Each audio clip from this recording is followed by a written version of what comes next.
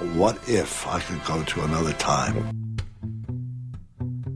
Won't you come in? Oh, thank you. Are you related to Mr. Deeds? No, I'm his housekeeper. I see. Perhaps you can tell us something about him. We are still go with Apollo 11. What does he do for a living? He owns the teleworks here, but that isn't where he makes his money. He makes most of it out of his poetry. His poetry? Column inspiration, column intuition, maybe blind luck, maybe it's God saying now's the time. You're listening to the Wayback Machine on Gulf Islands Radio. The Wayback Machine, the Wayback Machine, the Wayback Machine, the Wayback Machine.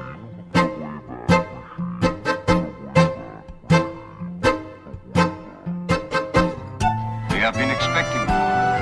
You will come with us now. You mean he wrote all the signs we've seen around this town? Every one of them. Longfellow. Today on the Wayback Machine, we have the March 17, 1940 Campbell Playhouse production of Huckleberry Finn, starring Orson Welles and Jackie Cooper. Does that knob boost the power? Yeah. How much of a load will it take? We can't let everything go to pot.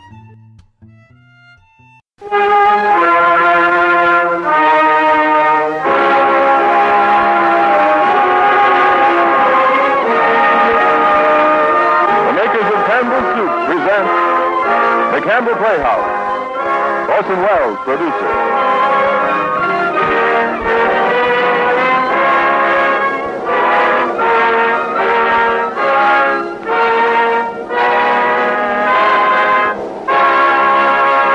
Good evening, this is Orson Welles. Our story, as promised, is Huckleberry Finn, and our guest is Jackie Cooper.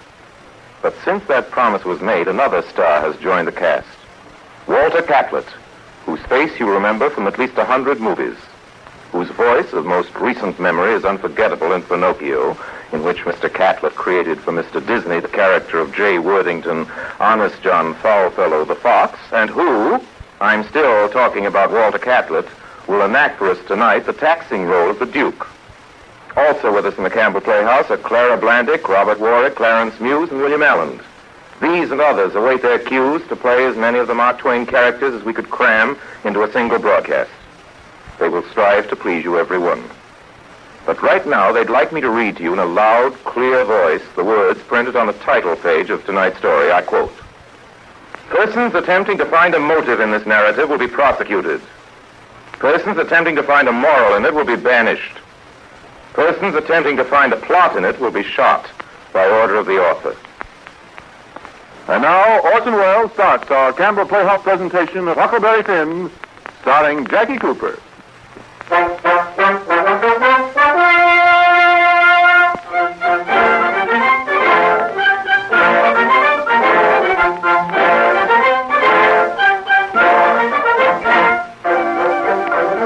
Last week we said that this week we'd broadcast Mark Twain's Huckleberry Finn. Well, you're expecting then a dramatization. Good, clear, concise. Ladies and gentlemen, you'll hear no such thing. We're sorry, but we think Huckleberry Finn is too good a book to be dramatized, exactly speaking, and so we won't. We won't even try a nicely plotted version of the story. We couldn't do it anyway. We don't even have to. For one thing, the story hasn't got what you'd call a nice plot. The principal part of it, of course, relates to the deathless saga of a voyage down the Mississippi by the most celebrated raft the world has ever known. We're going to tell most of that story, and as many of the others as we can, and as nearly as possible in Mark Twain's own words. Now, you'll forgive me, please, but I must inject what may seem at first to be the personal note. Ladies and gentlemen, it would appear that during the course of this past week there have been circulated rumors evil, unfounded, and unfair, nasty, vile rumors whose sources I cannot place and whose origins I am at a loss to discover. It has been said that I will perform the role of Huckleberry Finn. You'll all be relieved, I'm sure, to hear from my own lips that this is not the case. It must be said, however, in all candor, that I restrain myself none too easily.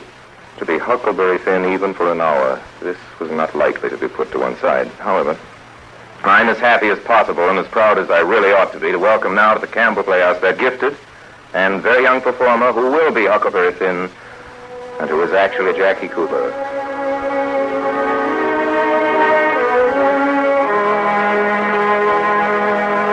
From mighty proud to meet you, Mr. Wells. Huckleberry Finn, any friend of Mark Twain's is always welcome here. Mr. Twain did right proud by me in his story, didn't he? Right proud is a bit of an understatement, Huck. Well, when I think of the very beginning of the book, you don't know about me without you've read a book by the name of The Adventures of Tom Sawyer. But that I thought you wasn't going to play Huckleberry Finn, Mr. Wells. Oh, pardon me. All right, Huck. You don't know about me without you have read a book by the name of The Adventures of Tom Sawyer. But that ain't no matter. That book was made by Mr. Mark Twain, and he told the truth mainly. There were some stretches in it, but then I never seen anybody but lie at one time or another, without it was Aunt Polly or the witty Douglas. Anyways, that book winds up by Tom and me finding the money that the robbers hid in the cave, and it made us rich. And the widow Douglas, she took me for her son and allowed she would civilize me. It was rough at first, going to school every day and living in the house all the time, considering how dismal, regular, and decent the widow was in all her ways. But mostly things were going pretty smooth. That is, till the night I killed a spider. I was a-setting in my room. Can't I have just a paragraph or two, Huck? No more than a paragraph or two. Thank you. Well, Huck was a-sitting in his room, tired and lonesome, trying to think of something cheerful, but it was no use. He felt so lonesome he most wished he was dead. The stars were shining, the leaves rustled in the woods ever so mournfully. There was an owl away off hoo-hooing about somebody that was dead. A dog crying about somebody that was going to die, and the wind was trying to whisper something to him. Way out in the woods, he heard that kind of a sound that a ghost makes. He wants to tell something that's on his mind. The candle was almost burned away. That's more than a paragraph or two, Mr. Wells. All right. That's right, Mr. Wells. When this here spider went crawling up my shoulder, I flipped it off and lit in the candle, and before I could budge it, it was all shriveled up. I didn't need Miss Watson's slave, Jim, to tell me that that was an awful bad sign and would fetch me some bad luck. But I thought maybe I might as well know the worst, because then the thought of my pap came into my mind. Mighty powerful. Folks claimed, you know, that my pap was dead, but something inside me told me better. So I put out the candle and climbed out the window and shinned down the lightning rod and started out for Jim's place. For Jim had a hairball as big as your fist, which had been took out of the fourth stomach of an ox, and he could do magic with it. There's a spirit inside that knows everything of it. What you want to know now, huh? Think about your pap. Pretty considerable. Well, let me see. What this spirit done say? He say your old father don't know yet what he want to do.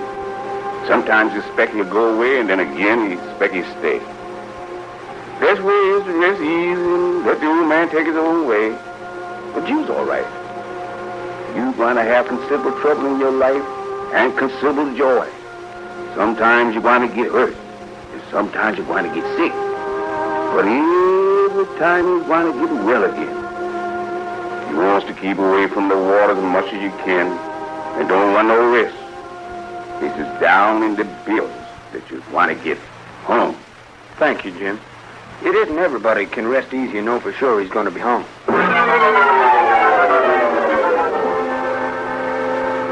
I was kind of low-spirited next morning, and I went down to the front garden and clumb over the stile where you go through the high-board fence. There was an inch of new snow on the ground, and I seen somebody's tracks. I didn't notice anything at first, but next I did. There was a cross in the left heel boot made with big nails to keep off the devil. Then I knew.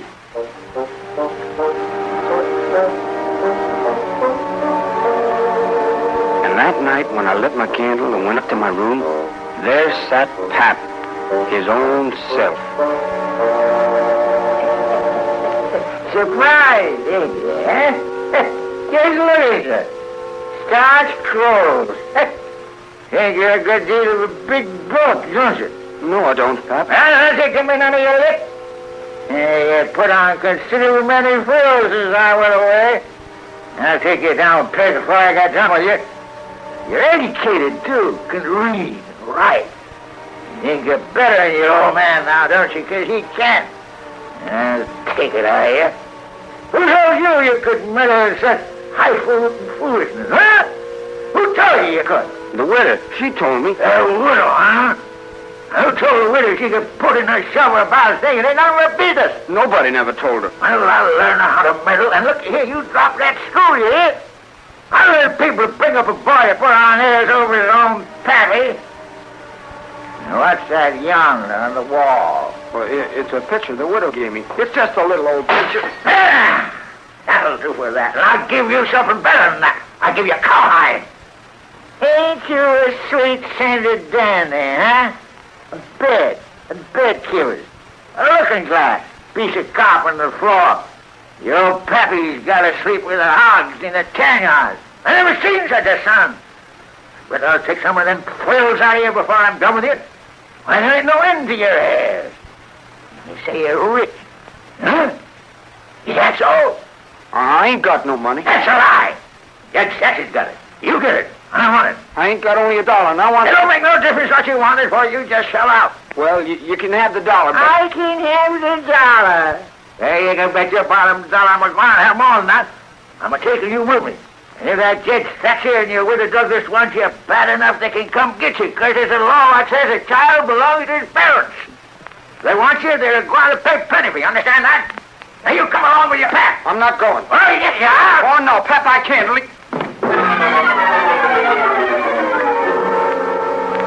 Don't you think you need a minute to recover, Huck? You know, you just got hit, and the kid you're... Oh, I was acting. I'm all right. I think you'd better let me take over for a little while. Oh, you ain't fooling anybody, Mr. Wells. You just want to read some of Mr. Twain's book yourself. Well, old man Finn took Huck over to the Illinois shore to an old log hut where it was woody, and there was no house but this hut. A place where the timber was so thick you couldn't find it if you didn't know where it was. He'd lock Huck in, go off with a gun which he'd stolen someplace, and get game and fish and trade him for whiskey and fetch it home and get drunk and lick Huck and then reach for the jug again, saying he guessed he'd had enough in that jug for 2 drunks and delirium tremens. And he had, too. It's all just as Mr. Twain says. But I finally fooled Pap, and I got away. I was scared of being followed. I didn't want nobody knowing where I was.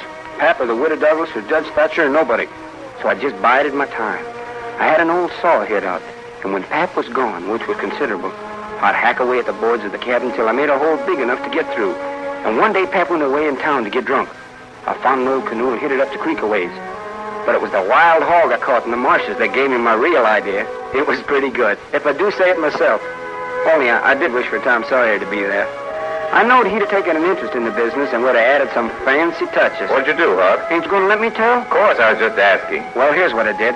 I shot the pig and fetched it in and laid it on the floor of the cabin and hacked into his throat with an axe and laid him down on the floor to bleed. Then I dragged him clear down the river bank, leaving a trail all along the way.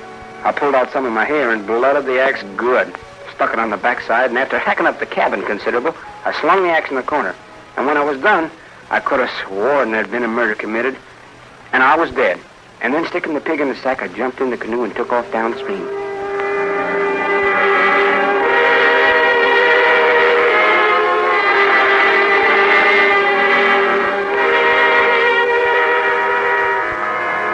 Well, Huck followed the river for a couple of miles or more, and the further he got, the longer that river seemed, stretching miles and miles and miles, it seemed. The moon was so bright he could count the drift logs that went a-slipping along black and still, hundreds of yards out from shore. Everything was dead quiet, and it looked late. It smelled late. You know how it is. The sky looks ever so deep when you lay down on your back in the moonshine, and how far a body can hear on the water such nights. I had a little laugh all to myself, thinking about how all them boats was cruising about looking for my drowned body, and me lying within shouting distance.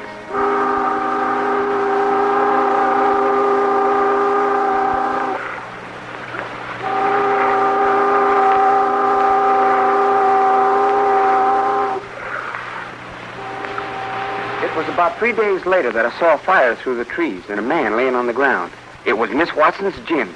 "Hello, Jim," I says. "Hello, Jim." Don't you hurt me. Don't hurt me, don't. I ain't ever done no harm to a ghost. Ghost? I always like dead people and done all I could for them. You can go and get on back in the river again where you belongs. And don't you do nothing to old Jim that's all as your friend. I'm not dead, Jim. That's what you say. Well, if I was dead, could I say it? Now pretend you ain't. If I find out you is, I'll quit pretending. All right, Jim. How you come to be here? Maybe I better not tell. Why, Jim? Well, there's reasons. But you wouldn't tell on me if I was to tell you. Would you, Huck? Blamed if I would, Jim. Well, I believe you, Huck. I run off. You run off? Jim. Mind you said you wouldn't tell. You said you wouldn't tell, Huck. Well, I did, and I said I wouldn't, and I'll stick to it.